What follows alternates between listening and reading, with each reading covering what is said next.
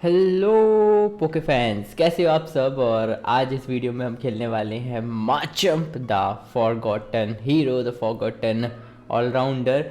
जितने भी आप सब काफ़ी टाइम से खेल रहे हो गेम, कम्युनिटी को थोड़ा फॉलो करते हो, तो आप जानते हो कि there was a time few months back जहाँ पर माचम्प अनबीटेबल था एंड ऑलमोस्ट हर एक टॉप लेनर माचम्प के साथ जा रहा था। तो चलो आज ट्राई करेंगे, सीधा वीडियो में जंप करते हैं और माचम्प आज हम खेलेंगे। बहुत अच्छा पोकेमॉन है, बहुत बढ़िया ऑलराउंडर है। बैक टू बैक मैंने 7-8 की विनिंग स्ट्रीक लगा दी थी, वो भी मास्टर्स 1500 प्लस पे सोलो क्यू की मैं ये बात कर रहा हूँ। दैट मीन्स ये साफ बताता है कि कितना ज़्यादा अच्छा ये पोकेमॉन है। अगर आप थोड़ा सही से खेलो, मैं उतना अच्छा खेलता भी नहीं हूँ।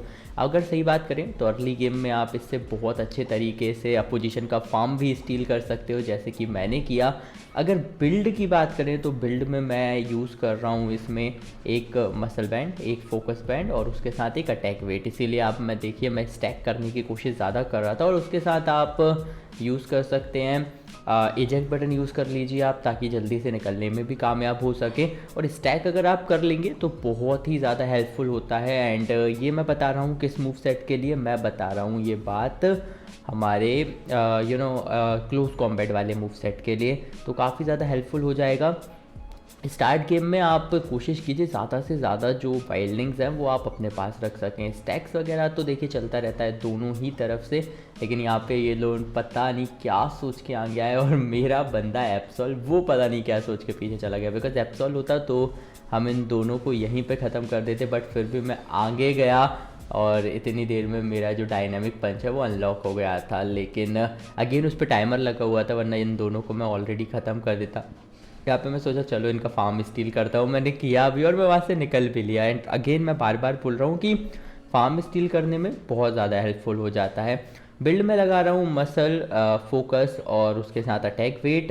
एंड अगर इसके साथ मैं बूस्ट एम्बलम्स की बात करूँ तो बूस्ट एम्बलम्स में मैं यूज़ कर रहा था इसके साथ 6 ब्राउन और 4 वाइट।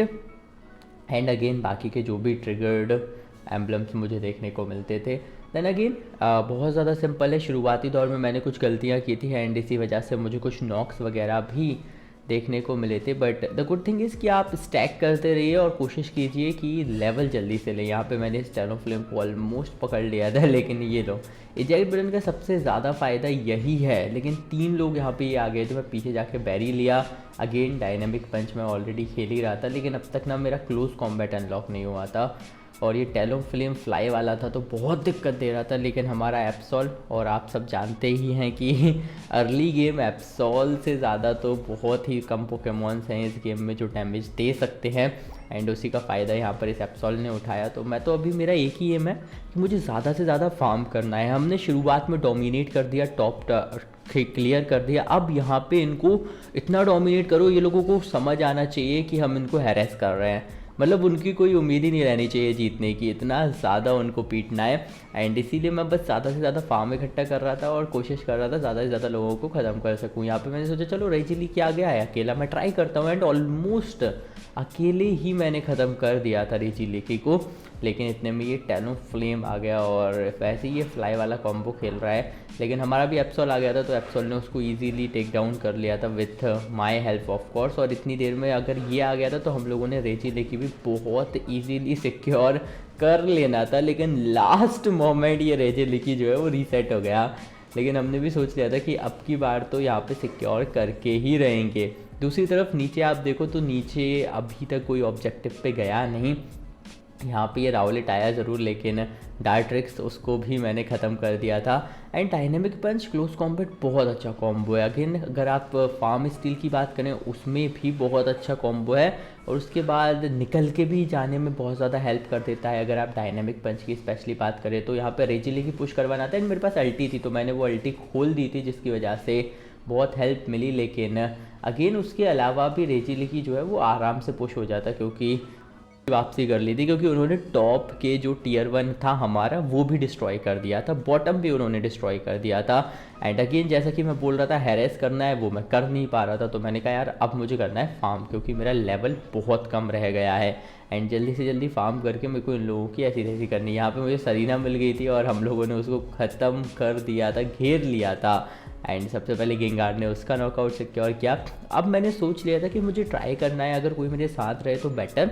ऑलरेडी मैं ऑलराउंडर हूँ, I can easily take down. 1v1 और 1v2 से मैं निकल सकता हूँ, लेकिन साथ रहेगा कोई तो वो बहुत ही ज़्यादा अच्छा एडवांटेज दे देता है। यहाँ पे टैलोफ्लेम था और यूनाइट काइंड ऑफ वेस्ट कर दिया था हमारे बंदे ने, लेकिन यहाँ पे अब मैं एक एक को ढूंढ रहा था कहाँ कहाँ फाइट चल रही है। नीचे ये हमारा एप्सॉल लगा था मारने, बूम बम मचा रहा था एप्सॉल हमारा पूरे गेम। एंड यहाँ पे अगर आप देखो तो ऑलरेडी ये मिस्टर माइम था। मिस्टर माइम बहुत प्रॉब्लमेटिक है, 1v1 आपको पता ही है मिस्टर माइम के साथ ऑलमोस्ट इम्पॉसिबल हो जाता है। तो मैं इसको थोड़ा इग्नोर ही कर रहा था, माइम को मैं इग्नोर कर रहा था, लेकिन बाकी जो थे उनको तो मैं पकड़ पकड़ के ख़त्म करने में लगा हुआ था। चलो यहाँ तक आया तो मैंने सोचा चलो इन लोगों का जो पर्पल बफ़ है वही हम स्टील वगैरह कर लेते हैं, और उसको मैंने लेके निकल लिया। मेरे पास यूनाइट भी था तो मैंने कहा चलो गोल भी कर ही लेते यार, लेकिन ये वीनस और इसने मेरा गोल होने ही नहीं दिया। इसने यूनाइट चलाया, लेकिन मैं लकी था क्योंकि उसी टाइम मेरा गोल जो था वो अनलीश हुआ। यहाँ पे मैंने इसकी सोलार बीम अच्छे से डॉज की और अब मैं इंतज़ार कर रहा था मौके का, क्योंकि मेरे पास भी यूनाइट मूव था।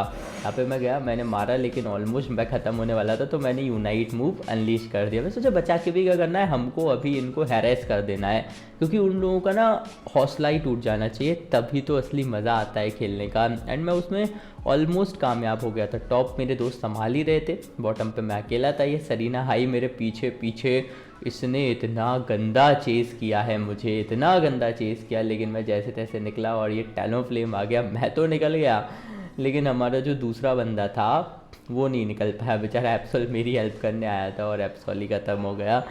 ये थोड़ा सा बुरा यहाँ पे मुझे ज़रूर लगा था। इतने में मैंने देखा कि रेजाइस है और अब तक रेजाइस को किसी ने भी सिक्योर नहीं किया है, तो मैं जल्दी से रेजाइस के पास गया। कोई भी टीममेट तो हमारा था नहीं, मैंने मैप देख लिया था कि सब टॉप पे रेजिली की पुश करवा रहे हैं, तो मैंने कहा चलो हम सोलो ही रेजाइस को सिक्योर करने की कोशिश करते हैं। यहाँ पे मेरा जो एप्सॉल था वो धीरे धीरे वो भी मेरे करीब आ रहा था, तो वो आ जाता तो हम ईज़िली सिक्योर कर लेते, लेकिन वो ऊपर की तरफ चला गया, उसको गोल होते हुए दिख गया। तो मैंने कहा चलो मैं अकेला ही सिक्योर करता हूँ, पूरी टीम को बफ दिलाता हूँ। और जैसे ही मैंने सिक्योर किया वो और भी ज़्यादा बेटर हो गया, सारी टीम को, फाइट के बीच में जो प्लेयर्स थे उनको भी बफ मिल गया। उसके बाद मैंने आपको बार बार बताया, मेरा एक गोल था कि मुझे ज़्यादा से ज़्यादा फार्म करना है, क्योंकि जितना ज़्यादा फार्म मेरे पास रहेगा अल्टीमेटली उतना ज़्यादा मैं एंड गेम में इन लोगों के और मज़े लेने वाला हूँ। एंड साथ ही साथ अगेन मैं स्टैक खेल रहा था, स्टैक्स मेरे ऑलमोस्ट कंप्लीट हो चुके थे, लेकिन मैं ऐसे जो गोल्स हो रहे हैं मैं इकट्ठे करके डाल आता था, गोल डाल के और मैं निकल लेता था वहाँ से। एंड ये माइम तो मैंने आपको बोला, माइम देखे निकल लो भाई, माइम से पंगा लेने का कोई ज़रूरत नहीं है, कोई आवश्यकता नहीं है। यहाँ पे मुझे सरीना दिखी तो मैं कहा चलो इस पर भी हाथ साफ कर लेते हैं, लेकिन मुझे ना थोड़ी समझ आई कि सिचुएशन ख़राब है, इसलिए मैंने एजेक्ट बटन दबाई और यूनाइट मूव भी अनलीश कर दिया, सरीना को पेला। और उसके बाद मैंने कहा अब माइम अब बहुत हो गया तेरा, अब तेरा बहुत हो गया, इसको भी मैंने ख़त्म कर दिया। मैंने ना वो टाइमर देख लिया था कि भाई 2 मिनट मार्क से थोड़े ही दूर है, तो अब हम यूनाइट मूव अनलीश कर सकते हैं। यहाँ पे मैं गोल डाल आया, इतने में मुझे वीनू दिख गया। हमारे गैंगार ने वहाँ पे अपनी शेडो बॉल का असर दिखाया, ड्रीम मीटर का असर दिखाया, और मैं कहा चलो इसको गोल डालने देते हैं, क्योंकि मेरा गोल ऑब्वियसली कम था और मैं बस हेल्प कर रहा था ख़त्म करने में। अगेन मैंने यहाँ पे डेसीडोआई को भी ख़त्म किया, लेकिन माइम आ गया और मैं बार बार बोल रहा हूँ माइम आए भाग लो। माइम आया, मैंने अपना रास्ता पकड़ा, मैं सीधा मिड फाइट की तरफ गया, क्योंकि मेरे को पता था मिड की फ़ाइट अभी भी इम्पोर्टेंट है, बिकॉज उनके पास अच्छा खासा टाइम है और उन्होंने भी हमारा टॉप गोल जोन पे कुछ काउंटर्स डाले हैं। ये माइम बहुत दिक्कत दे रहा था, तो फाइनली हम लोगों ने डिसाइड किया, सबने माइम को ख़त्म कर दिया। एंड ये सोलो क्यू के मैचेस हैं, बट जो ये सब कर रहे थे मैं बस साथ कर लेता था। एंड देन फाइनली रेक्वाजा जो था उसको भी सिक्योर हम नहीं कर पाए, ऑलमोस्ट सिक्योर था, लेकिन आप देखिए जो अपोजिशन का वो था ना डेसीडोआई, उसके यूनाइट मूव के कारण हम सिक्योर नहीं कर पाए।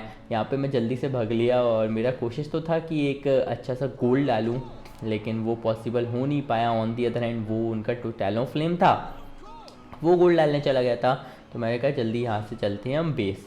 और ये गेम में मेरी थोड़ी सी गलती हो गई, वो जो लास्ट में मैं मरा हूँ वहाँ पे मैं इजीली बच सकता था, मैं नॉक नहीं होता, बट मैं हो गया था। एंड अगेन मैंने सोचा चलो मैं बेस बचाता हूँ, 3 प्लेयर्स उनके ऑलरेडी नॉक हैं, 4 नॉक हो गए, और हमारे से अगर कोई वहाँ होता तो गोल डाल देता, लेकिन कोई था नहीं।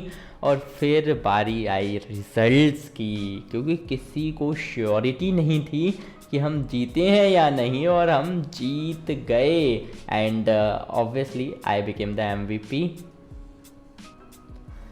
Again I became the MVP guys और हम जीत गए। Thank you so much for watching. मज़ा आया है तो लाइक कर देना वीडियो को और सब्सक्राइब कर देना चैनल को ऐसी और भी अमेजिंग वीडियोस के लिए।